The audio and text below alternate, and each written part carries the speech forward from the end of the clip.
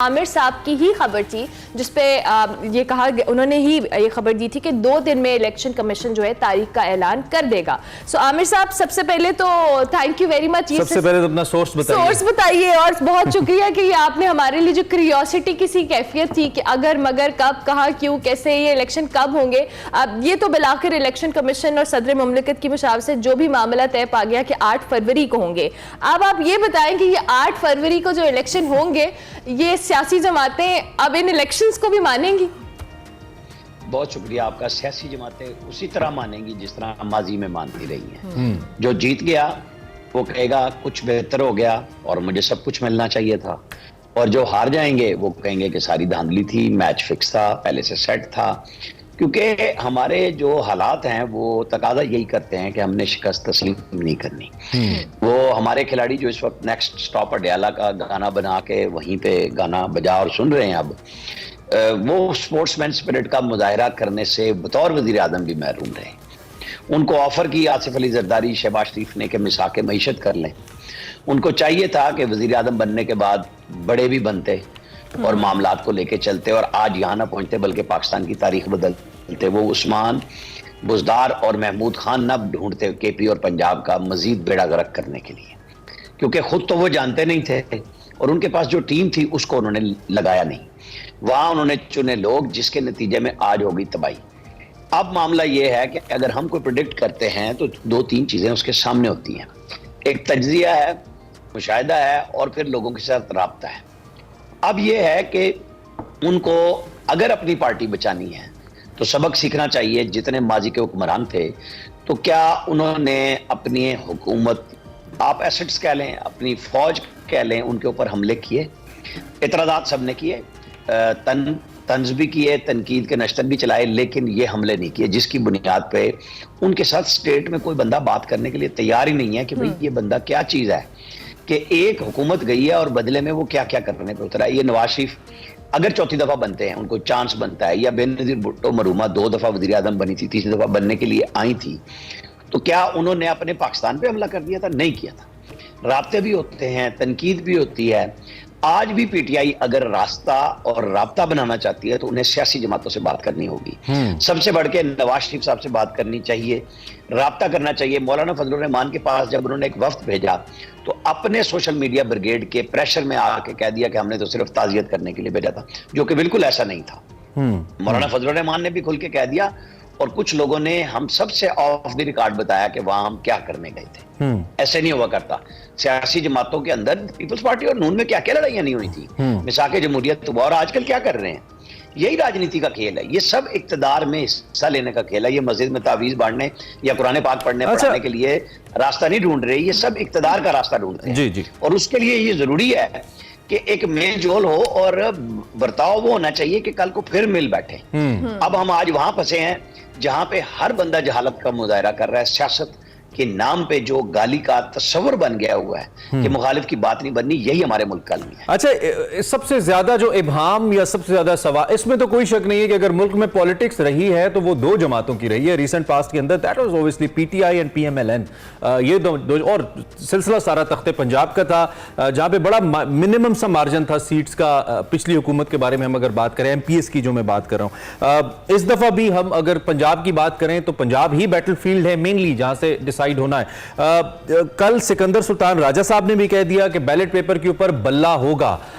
एक तो ये बात क्लियर हो गई। इससे पहले काकड़ साहब केयर टेकर प्राइम मिनिस्टर भी कह चुके हैं कि पीटीआई वुड बी देयर। ये नून लीग के लिए कितनी बड़ी तशवीश, पता नहीं लफ्ज में यूज कर सकता हूं, चैलेंज यूज कर सकता हूं, होगा, क्योंकि बहरहाल एक ऐसी पार्टी से उनका सामना है जिसने पंजाब के अंदर आके उनकी जो राजनीति, आपने लफ्ज इस्तेमाल किया, उसको चैलेंज किया था और फिर पंजाब के अंदर हुकूमत की उन्होंने। तो नून लीग के लिए ये कितना बड़ा चैलेंज है when Bhalla is there on the ballot paper, number 1। और दूसरा मुख्तसर सा जवाब इसका भी एंड पे दे दीजिएगा कि क्या 8 फरवरी से मुराद अगले साल के दूसरे महीने की 8 तारीख ही है?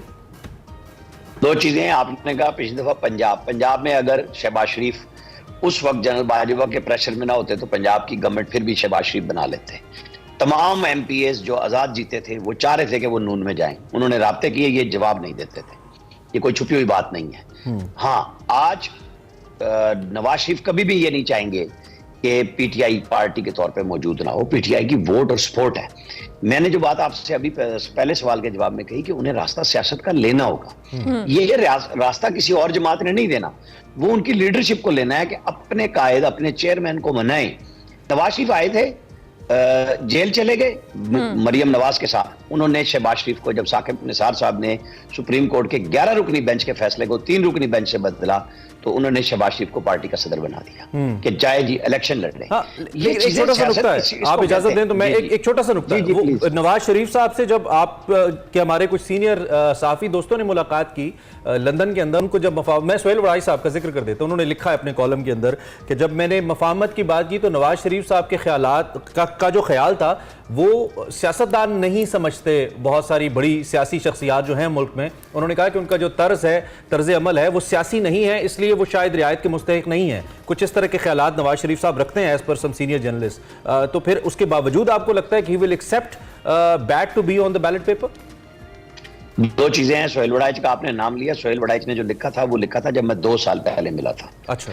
और जो उन्होंने फिर लिखा कि मैं खान साहब के साथ 3 दफा मिला और फलां के साथ मिला, और खान साहब किसी से बात करने के लिए तैयार नहीं थे सिवाय एस्टेब्लिशमेंट के। तो नवाज शरीफ सियासतदान है ना, उनको भी पता है कि मेरा वास्ता किससे है, कि जिसके घर में चल के गया 2014 के धरनों से पहले के आप और हम बैठ के बात करते हैं, उन्होंने बदले में बन्नी गाला की सड़क मांग ली। मतलब लेवल ये है कि आपके साथ कोई बंदा बात करने आया है कि उनको नवाज शरीफ को पता था कि एक लंदन प्लान बनाया और उसमें सारे लोग लंदन में कौन कौन बैठे थे, वो चाह रहे थे कि पाकिस्तान को रास्ता बनाए। नवाज शरीफ ने ही उस वक्त मौलाना फजलुर रहमान और जरदारी साहब को रोका था कि वो चाह रहे थे कि केपी की गवर्नमेंट इमरान खान को ना दी जाए। उन्होंने कहा नहीं, वो जीता है, अक्सरियत उसकी है, उसे हुकूमत बनाने दें। नवाज शरीफ को लोग कह सकते हैं कि गलत, अगर आप ना बनाने देते तो ये मामलात ना होते। आमिर साहब, आपको एक मिनट इंटरप्ट करेंगे, ऑब्वियसली आप हमारे साथ ही मौजूद हैं। हमारे साथ अहमद बिलाल महबूब साहब भी हैं, सदर पिलदैट, उनको हम खुशामदीद कहते हैं। बहुत शुक्रिया अहमद बिलाल महबूब साहब ने हमें ज्वाइन किया। अभी हम इस हवाले से ही डिस्कशन करें कि इलेक्शन कमीशन ने जो डेट का ऐलान किया है, इसके बाद ऑब्वियसली बहुत सारी सियासी जमातों के अपने कंसर्न्स थे, लेवल प्लेइंग के हवाले से बात हो रही थी, लेकिन हम स्पेसिफिकली अगर इलेक्शन कमीशन की बात करें या इस इलेक्शन के इनेकाद की बात करें, आपके मुताबिक ये प्रोसेस किस कदर स्मूथ होगा, चैलेंजिंग होगा, इस हवाले से कमेंट कीजिएगा। बहुत शुक्रिया। अभी जो गुफ्तगू कर रहे थे गालबन राणा साहब पे, आप इन्हें इंटरप्ट ना करती तो बहुत अच्छा होता। ये इतनी अच्छी गुफ्तगू कर रहे थे, लेकिन बहरहाल आपकी रिक्वायरमेंट होगी। देखिए, मेरे ख्याल में ये प्रोसेस जो इलेक्शन कमीशन की हद तक है वो तो कुछ ज्यादा मुश्किल नहीं होना चाहिए। इलेक्शन कमीशन ने काम बार बार किया है और इस दफा तो उसको बहुत ज्यादा वक्त मिला है तैयारी का। तो मेरे इल्म की हद तक इलेक्शन कमीशन तो ओवर प्रिपेयर्ड है ये काम करने के लिए, लेकिन जो हमारे यहाँ लेवल प्लेइंग फील्ड नहीं होती वो इलेक्शन कमीशन के अमल दखल से बाहर की चीजें होती हैं। वो तो प्री इलेक्शन का एक बड़ा फेज होता है जिसके अंदर चीजें इस तरह बदल जाती हैं कि जो पार्टी जिसको फायदा पहुंचाना होता है फायदा पहुंच जाता है, जिसको नुकसान पहुंचाना होता है पहुंच जाता है। इलेक्शन कमीशन का काम तो बुनियादी तौर पे तब शुरू होता है जब वो इलेक्शन की डेट को अनाउंस करते हैं और इलेक्शन का प्रोग्राम आता है। उस दौरान को बहुत बड़ा चैलेंज नहीं होता। अमूमन हमारे यहाँ अब इलेक्शन को सबोटैज करने का तरीका 1977 के बाद ये बदल गया है कि वो इलेक्शन डे पे इतनी ज्यादा कोई खराबी नहीं होती, वो तो ठीक ही हो जाता है। जो काउंटिंग का मरहला होता है, जो इससे पहले पार्टियों को कमजोर करने का मरहला होता है और बाद में जो जोड़ तोड़ के जरिए हुकूमत बनाने का मरहला होता है, उसमें गड़बड़ होती है, उसमें इलेक्शन कमीशन का काम कोई नहीं होता। तो अहमद, वही आपने इशारा तो कर ही दिया। वैसे फरवरी के पहले वीक में धुंध तो नहीं होती, खत्म हो जाती है, रहती है अहमद बिलाल साहब? ये धुंध जब चाहे और जिस वक्त चाहे बुलाई जा सकती। ये धुंध तो ऐसी है कि जिसके लिए उसकी इंटेंसिटी कितनी होगी और वो किसको अफेक्ट करेगी, ये सब कुछ आप ऑर्डर कर सकते हैं, मेक टू ऑर्डर होता है। अच्छा, एक बड़ा अहम, ये कल वैसे सुप्रीम कोर्ट ने भी चूंकि इंटरवीन किया और आज हतमी डेट बहरहाल सुप्रीम कोर्ट ने देनी है। दूसरी जानिब सुप्रीम कोर्ट ने बहुत शदीद एतराज़ात, खास तौर पे जो जस्टिस अतर मिनल्ला साहब हैं मुअज़्ज़ज़ जज, उन्होंने बड़ा कैटेगोरिकली कल जो कंडक्ट था इलेक्शन कमीशन का उसके ऊपर सवाल उठाया। इलेक्शन कमिश्नर का सदर मुमलिकत से ना मिलना, उसके ऊपर भी उन्होंने सवाल उठाया और बाकायदा तौर पर, और सदर मुमलिकत के हवाले से भी उन्होंने कहा कि फ्रॉम 7 ऑफ नवंबर ये आर्टिकल 6 का इतलाक हो सकता है अगर इंप्लीमेंट नहीं होता जो कॉन्स्टिट्यूशनल रिक्वायरमेंट है इसको लेकर। आप सुप्रीम कोर्ट के इन रिमार्क्स को जो इलेक्शन कमीशन के बारे में थे about the conduct of election, आप इसको कैसे देखते हैं? देखिए, रिमार्क्स तो रिमार्क्स होते हैं, उनकी कोई इम्प्लीमेंटेबल वैल्यू तो नहीं होती कि उसकी बुनियाद पे कोई एनफोर्समेंट होगी। और वो बाज़ का तो ऑफ द कफ बातें कही जाती हैं जो वो कई दफा उसके पीछे कोई बड़ा सब्सटेंस नहीं होता। तो इसलिए मैं ख्याल उनको ऐसे ही लेना चाहिए। लेकिन मुझे अफसोस ये है कि इलेक्शन कमीशन ने चंद चीजों के बारे में जो कॉन्स्टिट्यूशनल इंटरप्रिटेशन करनी थी, जो बहुत जरूरी थी, वो नहीं की। उन्होंने अपने ज़ाहिर है उनका हुक्म जो है उसकी तामील सब करते हैं, तो उन्होंने अपना हुक्म दे दिया, उसकी तामील हो गई, वो सब कर लिया। लेकिन ये चीजें दरमियान में रह गई कि क्या इलेक्शन की डेट देना सदर ममलकत का इख्तियार है इन हालात में, जबकि सदर ममलकत ने आर्टिकल 58(2) के तहत अपनी असेंबली को बर्खास्त ना किया हो। इसी बुनियाद पे इलेक्शन कमीशन ने इनकार किया था ना कि सदर को इख्तियार नहीं जी। तो उसकी इंटरप्रिटेशन होनी चाहिए थी। वो इंटरप्रिटेशन नहीं हुई। गालबन ये बेंच कर भी नहीं सकता क्योंकि ये 3 रुकनी बेंच, उसके लिए आप मेरा ख्याल है election supreme court practices and procedures act के बाद आप 5 रुकनी बेंच इंटरप्रिटेशन कर सकता है। लेकिन इंटरप्रिटेशन बहुत जरूरी है। ठीक है। और सवाल ये भी है कि ये जो वजीर सदर ममलकत है वो अगर कोई डेट देंगे तो क्या वो वजीर आजम के मशवरे के ऊपर मबनी होगी या खुद अपनी मर्जी से डिस्क्रिप्शन दे सकते हैं, ये भी वाजे नहीं है। तो इसलिए और फिर ये कि ये जो हल्का बंदियों का मामला था, क्या हल्का बंदियों के की वजह से इलेक्शन को डिले करना वाकई जरूरी था? आर्टिकल 51 में तो ऐसे नहीं लिखा। ठीक है अहमदुल्ला, तो ये सारी चीजें नहीं की, इसलिए ये तशना रह गया मामला। लेकिन डेट मिल गई, बहरहाल ये है। चले ठीक है। Thank you very much for joining us, बहुत शुक्रिया आपने हमें वक्त दिया। आमिर इलियास राणा साहब सीनियर तज्जियाकार हमारे साथ मौजूद हैं। एक तो आपने गुफ्तगू भी सुनी होगी अहमद बिलाल साहब की, दूसरा आमिर साहब अब मेरा जो बतौर सियासी इस प्रोसेस के एक तालिब इल्म के ये कंसर्न है वो ये है कि 8 फरवरी के बाद इन केस अगर इलेक्शन उस तारीख को होते हैं तो फिर कोई है जो भी सेटअप सामने आए वो एक अच्छा रिप्रेजेंटेटिव अवाम का सेटअप हो और फिर दोबारा हम धरने ना देखें, जलसे ना देखें, शिकायत ना देखें।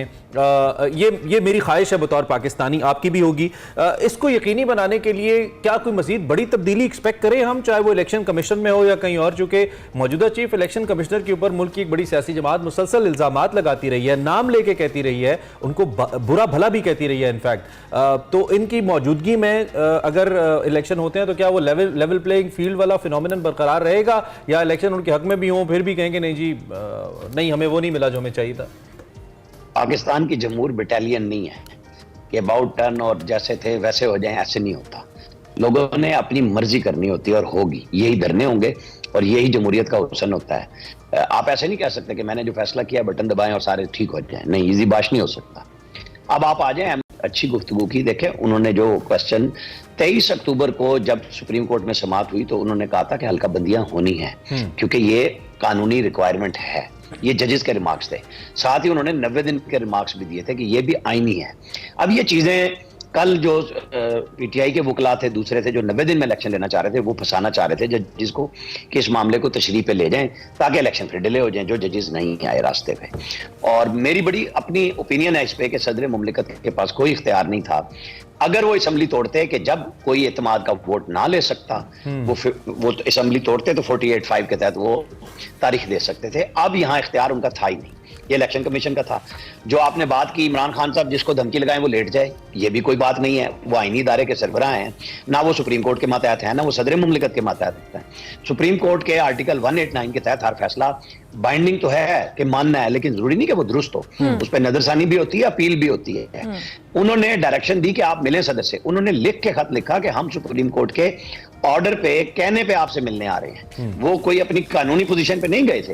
ये क्वेश्चन है, ये कल को तय करना होगा और सुप्रीम कोर्ट ही तय करेगी, क्योंकि हमारे यहाँ सियासतदानों की रविश में तो है नहीं कि मामलात को पार्लियामेंट की सतह पे तय करें, तो वो अदालतों के जरिए और अदालतों के कंधों पे जाते हैं। बहरहाल एक अच्छी बात है, इलेक्शन आ रहा है, डेट आ चुकी है, उसके ऊपर सिर्फ एक बाइंडिंग ऑर्डर आज अदालत जारी करेगी कि अब दोनों ने मुश्तरका तौर पे कर दी है। चूंकि वो उस क्वेश्चन पे अगर चले गए तो 2 दिन पहले जो नैब में उन्होंने ऑब्जर्वेशन दी थी कि आईनी तशरीह 5 रुकनी बेंच करेगा, तो वो ये ऑर्डर नहीं कर सकेंगे। लिहाजा वो भी यही चाह रहे हैं कि स्मूथ सेलिंग हो, इलेक्शन हो, लोग ठीक है। प्रोसेस में चले जाएं जमहूरियत के। IMF आपके साथ बैठा हुआ आके मुज़ाकरात करने, दुनिया आपकी तरफ देख रही है कि आप तमाशा बनेंगे या कोई रास्ता बनाएंगे। रास्ता बनता हुआ नजर आ रहा है। और हमारे रियासती इदारों को, जैसे कल सुप्रीम कोर्ट के चीफ जस्टिस के साथ 2 जजेस ने बालिग नजरी का मुजाहरा किया कि उन्होंने वकला के कहने की बजाय उन्होंने इलेक्शन की तारीख की तरफ चले गए। अब सियासतदानों को भी चाहिए कि मिलकर बैठ जाएं, जो प्रोसेस बनवाना है इलेक्शन की शफाफियत के लिए, उसमें फिर मदऊ करें फौज को, अदलिया को, कि जनाब आप भी बैठे आके कि ये सब एक हम टेबल चाहते पे हैं आए कि और सबको एक रास्ता अच्छे मिले। इलेक्शन के जो सबके लिए एक्सेप्टेबल हो उसके लिए कोई सूरत हाल निकाली जाए। लेकिन दूसरी जानिब आमिर इलियास राणा साहब, कल पीपल्स पार्टी के फैसल करीम कुंडी साहब ने भी गुफ्तगू की थी हमारे साथ और उन्होंने भी अपनी रिजर्वेशंस का इजहार किया था, और इसी तरह से तहरीक इंसाफ के अली मोहम्मद खान साहब भी आए, उन्होंने भी रिजर्वेशंस का इजहार किया। तो जो पीपल्स पार्टी और तहरीक इंसाफ का लेवल प्लेइंग फील्ड का मुतालबा है, और दूसरी जानिब वो कह रहे हैं कि जी ख्वाजा आसिफ साहब ने जब कहा तो उन्हें कैसे पता था? आपका तो आमिर इलियास राणा साहब समझ आता है, आप सहाफ़ी हैं, आपके सोर्सेज होंगे। ख्वाजा साहब के कौन से सोर्सेज थे कि उनको पता था कि 2 दिन बाद इलेक्शन कमीशन तारीख का ऐलान कर देगा? हम 23 की शाम को कह चुके थे अपने प्रोग्राम एक्सपर्ट्स में, जी सबसे पहले कि इलेक्शन कमीशन तारीख दे देगा जब सुप्रीम कोर्ट 2 तारीख को कहेगी। ठीक है। ख्वाजा आसिफ भी इसी दुनिया में रहते हैं, पुराने सियासतदान हैं, उनके वालिद भी सियासतदान थे और बड़ी पॉलिटिकल विट भी रखते हैं और हर तरह की फिक्रेबाजी में भी मशहूर हैं। तो जो सियासतदान होगा, जो सहाफी होगा, जिनका काम लोगों के साथ मिलना है, बात करना है, ये कोई ऐसी बात नहीं है।